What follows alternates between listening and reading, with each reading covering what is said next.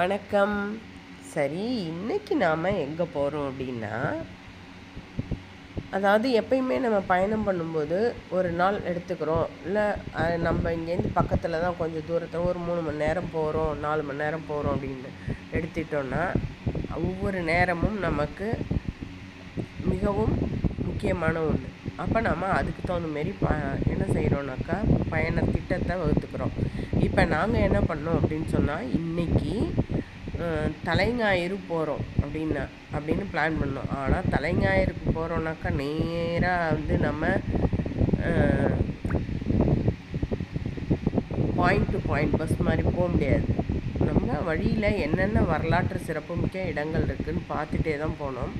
அப்படி நாங்கள் பார்த்த மொதல் இடம்தான் இந்த திருவால்வொலி புற்று ஊர். இந்த ஊர் ஆனால் எப்பயுமே நம்ம தான் என்ன செய்வோம், அந்த ஊருக்கு இருக்கிற ஒரிஜினல் பேரை மாற்றிடுவோம். அதான் திருவாலப்புத்தூர் என்று அழைக்கப்படுகிற திருவால்வொலி புற்று ஊர். இப்படி நாங்கள் பிரித்து சொல்லும் பொழுதே அதுலேயே இந்த ஊர் காரண பெயர். பெரும்பாலும் ஊர்கள் எல்லாமே பார்த்திங்கன்னா காரண பெயராக தான் இருக்கும் இல்லைங்களா? அதே மாதிரி இந்த ஊருடைய பெயரும் காரண பெயர் தான். என்ன காரண பெயர் நம்ம தெரிஞ்சுக்கணும் தானே, கட்டாயம் தெரிஞ்சுக்கணும். வாங்க தெரிஞ்சுக்கலாம். அதாவது பஞ்ச பாண்டவர்கள் வனவாசம் மேற்கொண்டாங்க இல்லையா? அந்த வனவாசம் மேற்கொண்ட பஞ்ச பாண்டவர்களில் அர்ஜுனன் இல்லை, வில்லுக்கு பெயர் போனவர் அர்ஜுனர் பார்த்தினா இந்த இடம்தான். இந்த அர்ஜுனரால் தான் இந்த ஊருக்கு திருவால்வொலி புற்றூர் என்ற பெயர் வந்தது. எப்படின்னு பார்ப்போமா? அதாவது நல்ல கோடை காலத்தில் அர்ஜுனர் இந்த வழியாக வர்றாரு. அதாவது ஏன் இந்த ஊருக்கு வராருன்னா, வாசுகி. யார் வாசுகி உங்களுக்கு தெரியும். அதாவது திருப்பார்கடலை கடையும் பொழுது கடையும் பொழுது அந்த கயிறா பயன்பட்டவங்க தான் அந்த வாசுகி. அந்த பாம்பு வாசுகிங்கிற அந்த பாம்பு அந்த திருப்பார்கடலில் அந்த அமிழ்தெல்லாம் எடுத்ததுக்கப்புறம் அந்த தன்னுடைய மாணிக்கத்தை இந்த ஊரில் தான் கக்குச்சு. அதனால் அந்த ஊரை பார்த்து வணங்கணும் அப்படின்ட்டு தான் யார் வரா, அர்ஜுனர் இந்த ஊருக்கு வரார். அப்படி வரும்பொழுது அவருக்கு கோடைக்காலன்றதுனால நல்ல தண்ணி தாகம், பயங்கரமான தண்ணி தாகம். அப்போ அவர் தண்ணிக்காக அலையிறார். எங்கேயுமே தண்ணியை காணும். அப்படி அலையும் பொழுது இறைவன் அவர் மேலே சரி, ஏன்னா அர்ஜுனன் நல்ல பையன் இல்லையா, நம்ம எல்லாருக்கும் ரொம்பவே நல்லா தெரியும். அவருக்காக என்ன பண்ணிடுறாரு, சரின்ட்டு இறைவனே வரார். அவர் முன்னாடி எப்படி வராருன்னா, டைரெக்டாக அப்படியே இறைவனாகவே வராமல் ஒரு முதியவரான தோற்றத்தில் வரார். கையில் ஒரு தண்டம் கொடுத்து, வாகை மரத்தடியில் இதை போய் ஊன்றுனீன்னா அதுலேருந்து நீர் கிடைக்கும் அப்படின்னு சொல்கிறார். அப்போ அர்ஜுனுடைய கையில் என்ன இருக்குது, வாள் இருக்குது. அந்த வாளை என்ன பண்ணுறாரு அப்படின்னாக்கா, முதியவர்கிட்ட கொடுத்து, இதை பத்திரமா வச்சுக்கோங்க, நான் போய் தண்ணி குடிச்சிட்டு வாங்கிக்கிறேன் அப்படின்னு சொல்லிவிட்டு அவர் என்ன பண்ணுறார், அர்ஜுனர் வாகை மரத்தை நோக்கி செல்கிறார். அந்த முதியவர் கொடுத்த அந்த தண்டத்தை எடுத்துகிட்டு போயிட்டு அதேமாரி ஊன்றார். தண்ணி கிடைக்கிது, தண்ணியை நல்லா குடிச்சிட்டு திரும்பி வர்றார். பார்த்துங்க, திரும்பி பார்த்தா அங்கே வாழை காணும். என்னடா இது, வாழையும் காணும் ஆளையும் காணும் அப்படின்னு சொல்லிட்டு ஒரு நிமிஷம் அவர் தகச்சு போய் நின்றுட்டு அப்புறம் என்ன பண்ணுறாரு அப்படின்னாக்கா, அங்கே இருந்த நந்திக்கிட்ட போய் ஒரு நந்தியை சுற்றி கேட்குறார். இந்த மாதிரி என்னுடைய வாழை காணும் அப்படின்னு சொன்னோடனே உடனே நந்தி அந்த வாகை மரத்தில் இருந்த புத்து இருக்கு இல்லையா, அந்த புற்றை பார்க்குது பார்வையால். கழுத்தை திருப்பி பார்த்த உடனே அர்ஜுனர் அந்த புற்றுக்குள்ளார இருந்த வாழை எடுத்துக்கிறார். அதாவது இறைவன் என்ன செய்கிறார் அப்படின்னு சொன்னாக்கா, இறைவன் அதுவும் சிவன்னாலே திருவிளையாடல் இல்லாமல் இருக்குமா, அவர் தான் என்ன பண்ணார் அப்படின்னு சொன்னாக்கா, அர்ஜுனனுடைய வாழை அந்த வாசுகி பாம்பு இருந்தது இல்லையா, அந்த புற்றில் வாகை மரத்தடியில் இருந்த அந்த புற்றில் ஒளிய வச்சுட்டு மறைஞ்சிடறாரு. அதுக்கிட்ட அதாவது நந்திக்கிட்ட சொல்கிறார் சொல்லக்கூடாது அப்படின்னு. ஆனால் அர்ஜுனன் என்னன்னாக்கா விரட்டி கேட்கல, என்னன்னு கேட்கல. ஆனால் சுற்றி பவ்யமாக கேட்டவுடனே நந்தி இறைவனோட பேச்சை மீறாமலே என்ன பண்ணிடுச்சு, பார்வையால் சொல்லிடுச்சு. அர்ஜுனன் அந்த வாளை எடுத்துட்டு இறைவனை வணங்கிட்டு போயிடுறார். இறைவன் அர்ஜுனனுடைய வாளை புத்தில் ஒளிய வச்சார் இல்லையா, அதனால திருவால் ஒளி புற்றூர் அப்படின்றத பேர் வந்தது. இந்த ஊருக்கான பெயர்க்காரன்னு சொல்லிட்டோம். அது அப்படியே கொஞ்சம் கொஞ்சமாக மருவி திருவாலபுத்தூர்னு ஆயிடுச்சு.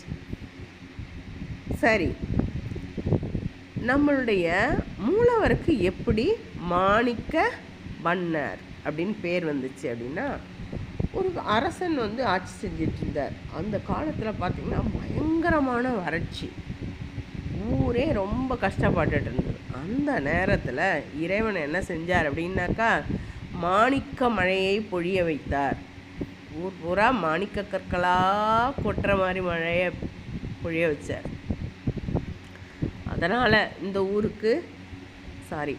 அதனால் இறைவனுக்கு மாணிக்க வண்ணர் என்று பெயர் வந்தது. அடுத்தது பார்த்திங்கன்னா, இங்கே உள்ள துர்க்கை மகிஷாசுரனை வதம் செய்து வந்த துர்க்கை. இந்த துர்க்கையை வணங்கினா பிரம்மஹத்தி தோஷம் முதற்கொண்டு தோஷங்கள் போயிடும். அதை விட முக்கியம், நம்ம என்ன வேண்டுமோ அந்த பலன் நமக்கு கிடைக்கும். குழந்தை வரமோ, திருமண வரம், திருமண தடை நீங்கிறது, அது மாதிரி எதாக இருந்தாலும் நம்ம போய் துர்க்கையை வணங்கினா நமக்கு அது சரி செஞ்சு கொடுத்துருவாங்க அம்மை. அப்படி பிரகாரமாக பார்த்தோன்னா, அந்த பிரகாரத்திலே சுவற்றிலேயே நிறைய அதாவது நர்த்தன விநாயகர் இருக்கிறார். அந்த தூண்கள் ஒன்றுமே ரொம்ப அழகாக இருந்தது, வித்தியாசமாக. அப்புறம் தட்சிணாமூர்த்தி, சுற்றுப்புறத்தில் எல்லாம் லிங்கோற்பவர், பிரம்மா எல்லாம். அதே போல் அந்த பக்கம் பார்த்தோன்னா நம்மளுடைய முருகர் இருக்கார், வள்ளி தெய்வானை சமேத. அதேமாரி கஜலக்ஷ்மி தாயார் சந்நிதி இருக்குது. அப்புறம் பார்த்திங்கன்னா சரஸ்வதி தேவியோடைய சந்நிதி இருக்குது. அப்படி சுற்றி வந்தோன்னாக்கா துர்க்கைக்கு தனி சந்நிதியே இருக்குது. பார்க்க ரொம்ப ரம்யமாக அப்படி இருந்தாங்க துர்க்கை அம்மன். துர்க்கை அம்மன் தனி சந்நிதி போட்டு, அதாவது அம்பாள் எப்படி வைப்பாங்களோ அதை மாதிரி ஒரு சுற்றுப்பிரகாரத்தில் நம்ம பார்த்துருக்கோம். அந்த மாதிரி இல்லாமல் தனி சந்நிதியில் துர்க்கை அம்மன் அது சிறப்பு மிக்கதாக இருந்தது. நடராஜர் சந்நிதி ரொம்ப அழகாக தான் இருந்தது. ஆனால் நாங்கள் போகும்போது எங்களால் பார்க்க முடியல. ஏன்னா ஐயர் 10 மணிக்கு தான் வருவாங்க அப்படின்னு சொன்னாங்க. ஸோ எங்களால் அதை மட்டும் நடராஜரை தரிசிக்க முடியவில்லை என்ற அந்த எண்ணத்தோடையே அப்படின்னாங்க அப்படி வெளில வர மாதிரி இருந்தது பாருங்கள். அதே போல் இந்த அம்பாலும் சிறப்பு மிக்க அம்பாலம். இயற்கையிலேயே அதான் வண்டமர் குழலின்னா அந்த கூந்தலுக்கு அப்படி ஒரு வாசம் உண்டா இயற்கையிலேயே. அதனால் இந்த அம்பாளுக்கு வண்டமர் குழலி அப்படின்னு பேர். அம்பாள் நம்ம என்ன கேட்குறோமோ அதான் அம்பாள், அதனால் பேர். அம்மா என்ன கேட்டாலும் கொடுத்துருவாங்க இல்லையா, அதேமாரி இந்த அம்பாலும் என்ன கேட்டாலும் அதை நமக்கு கொடுத்துருவாங்க. தூண்கள் ஒன்றும் பாருங்களேன், என்ன அருமையாக கட்டியிருக்காங்க அப்படின்னு சொல்லிட்டு. அது மாதிரி ரொம்ப நல்லா இருந்தது. அப்படியே பார்த்தீங்கன்னா ஒரு அப்படியே கிட்ட வாங்க, அங்கே பார்த்தீங்களா குலசேகரரா, அப்படியே பாருங்கள். அந்த மாதிரி ஒன்று ரொம்ப எல்லாம் மாடம்.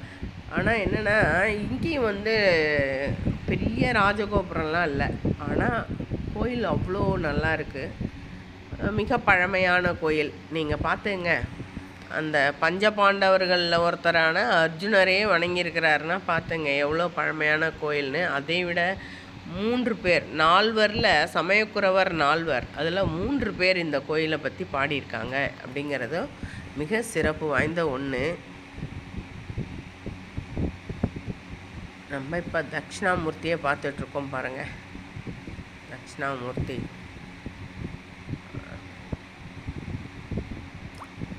ஓம் நமோ பகவதே தட்சிணாமூர்த்தியே மஹ்யம் மேதாம் பிரஞாம் பிரயச்ச ஸ்வாஹா அப்ரமேயத்வயாதீத நிர்மல ஞானமூர்த்தையே மனோகிராம் விதூராய தட்சிணாமூர்த்தையே நமக. இந்த தூணை பார்த்தீங்களா எவ்வளோ அழகாக அது இப்போ, அதாவது ஒரு தாமரையோடைய வடிவம் அழகாக இருந்தது. அப்படி பார்த்தீங்கன்னா அப்படியே ஒன்று ஒன்றா பார்த்து ஒரு இன்ச்சு பை இன்ச்சு பார்த்து அங்கே பாருங்களேன் என்ன அழகாக கட்டியிருக்காங்கன்னு. அது அப்படியே பார்த்துட்டே வந்தோம். இதில் வந்து இதில் விநாயகர் இருக்கிறார்.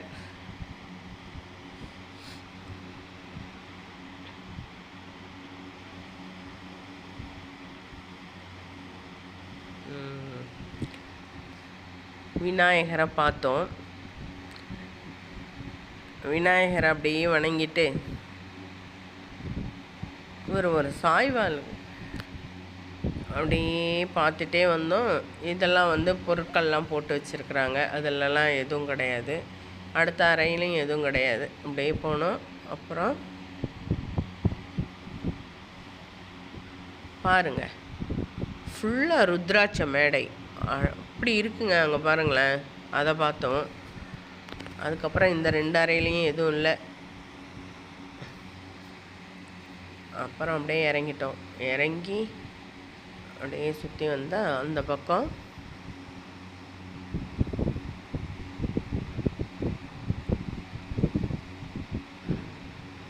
லிங்கோத்பவமூர்த்தி,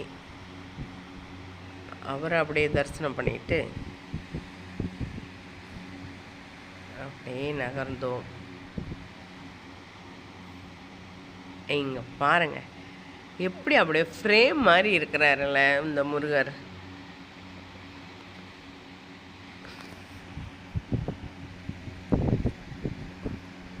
ரொம்பவே அருமையாக இருந்தது. அந்த நீல கலர் சுவருக்கும் பின்னாடி அழகாக அப்பா நல்லா இருந்தது.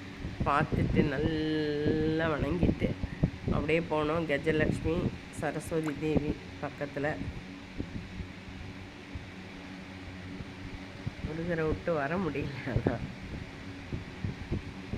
கொஞ்சம் டைம் தான் எடுத்துக்கிட்டோங்க இந்த சந்நிதியில்.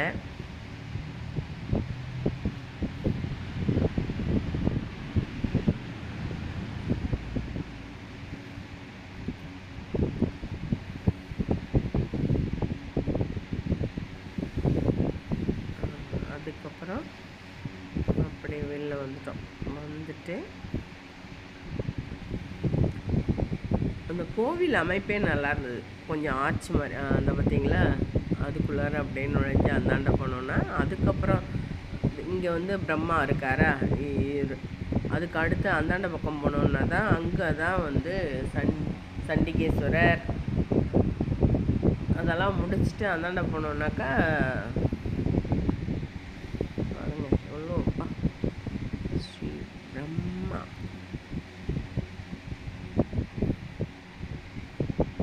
பிரம்மாவை பார்த்துட்டு அப்படியே கிளம்பிட்டோம்.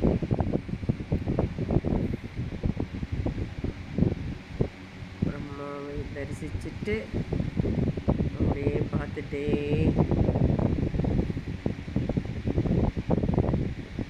வந்தோம். ஏதாவது இருக்கான்னு பார்த்தோம். அந்த பக்கம் எதுவும் இல்லை. அப்படி திரும்பினீங்கன்னா இங்கே பாருங்கள் தனி சந்நிதியில் துர்க்கம்மா எப்படி இருக்காங்கன்னு பாருங்கள். சரிங்களா, அப்படி ஒரு துர்க்கை. ஒரு நிமிஷம் அப்படியே பார்த்துட்டு கையில்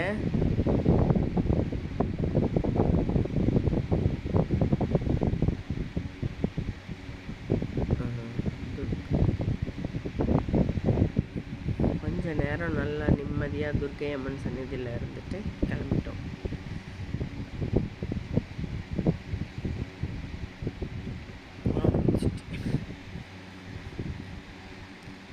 ஜெய ஜெய தேவி ஜெய ஜெய தேவி துர்கா தேவி சரணம். ஜெய ஜெய தேவி ஜெய ஜெய தேவி துர்கா தேவி சரணம். துர்க்கை அம்மனை துதித்தால் என்றும் துன்பம் பறந்தோடும். துன்பம் பறந்து கஜலட்சுமி தாயார் வந்தாச்சு. கஜலட்சுமி தாயாரை வணங்கிட்டு அப்படியே திரும்பணும். நாங்கள் அடுத்த சந்நிதியிலேயே சரஸ்வதி, கல்விக்கு அதிபதியாம் சரஸ்வதி தேவியை வணங்கிட்டு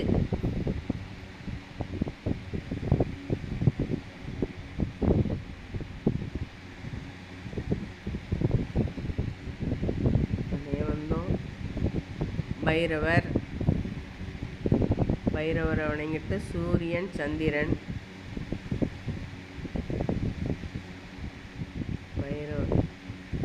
வணங்கிட்டு அப்படியே வந்து திருப்பி ஒரு தடவை மாணிக்க வண்ணரை ஒரு தடவை பார்த்துட்டு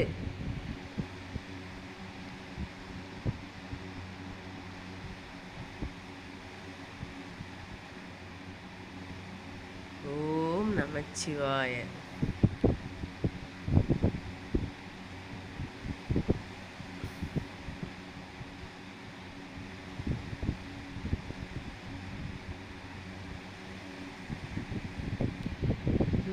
சிவாய வாழநாதன் தாள் வாழ இமை பொழுதும் நெஞ்சில் நீங்காதான் தாள் வாழ்க. நமச்சிவாய வாழநாதன் தாள் வாழ்க இமை பொழுதும் நெஞ்சில் நீங்காதான்.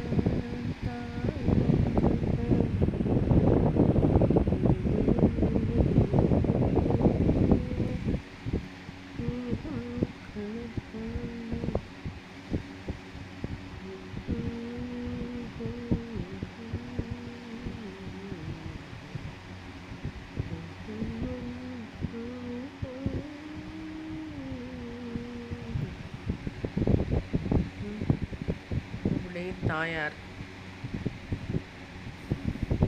மண்டமர் குழலி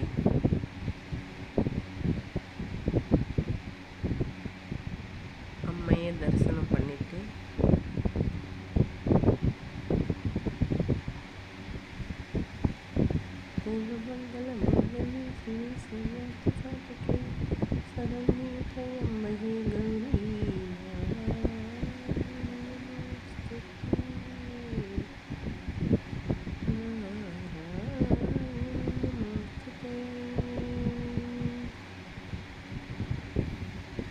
நந்தி தேவரை இப்போ உங்களுக்கு காட்டுறேன் பாருங்கள்.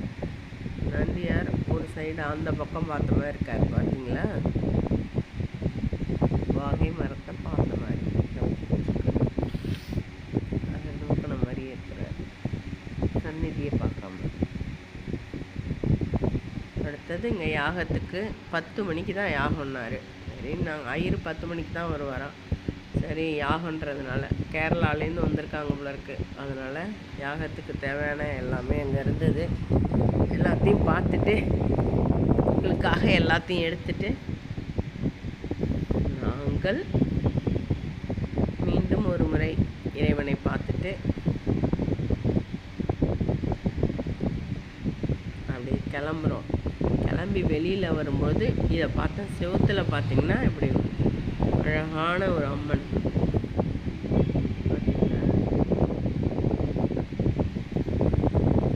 கொஞ்ச நேரம் நல்லா அதை பார்த்து ரசிச்சுட்டு வணங்கிட்டு அப்படியே கிளம்பிட்டோம். கிளம்பி வந்தால் வெளியில் விநாயகர், நாகர், மேலே பார்த்தீங்கன்னா வாசுகி பாருங்கள். இவங்க எல்லாரையும் நல்லா வணங்கிட்டு அவங்க எல்லாருக்காகவும் வணங்கிட்டு நாங்கள்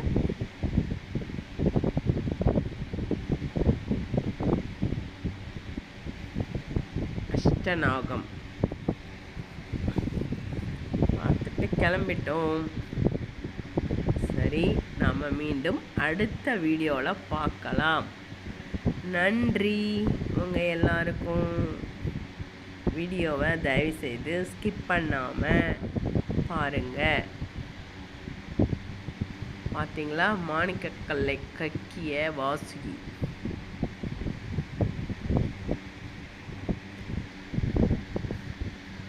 ஓம் நமச்சிவாய.